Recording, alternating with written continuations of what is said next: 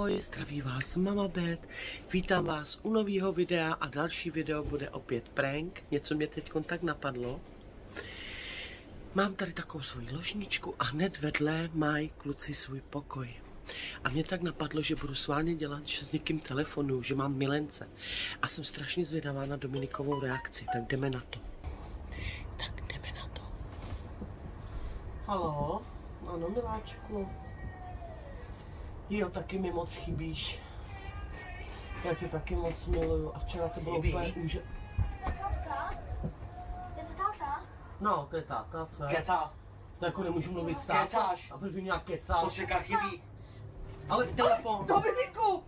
Hej, co dělá? On to vypnul. Tak to není táta. On to Co vypnul. dělá? No ale to byl táta. Táta by to nevypnul. A proč by to táta nevypl? Tak třeba má práci, Ne, teď má ty jsi hodně. našla novýho. Teď má hodně. Ty bys si neřekla, už mi chybíš. Proč bych to neřekla? Proto. Koukal. Vždycky si Co voláš ty a ukázat? také, ahoj miláčku, také nemluvíš. Koukej na moje oči.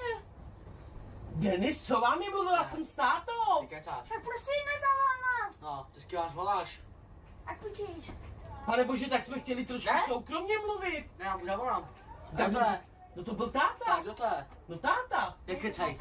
Já nekecám. Má číslo.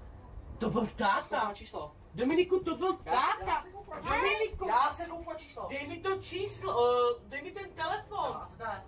Oh, Pane bože. Láska tam máš napsaný. No táta.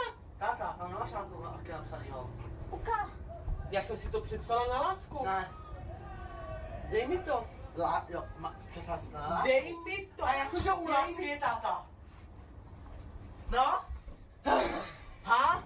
Dominiku, můžeš se přestat montovat do Ne. svého života. To je můj život. Co si to dovoluješ? To je můj život. Co si to dovoluješ? Dominiku, to je... Ne, co si to dovoluješ?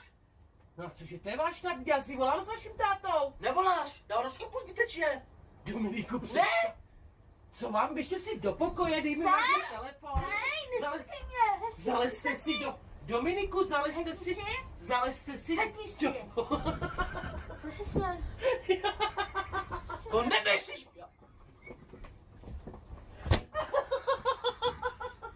Skoro na kamera. Dominiku!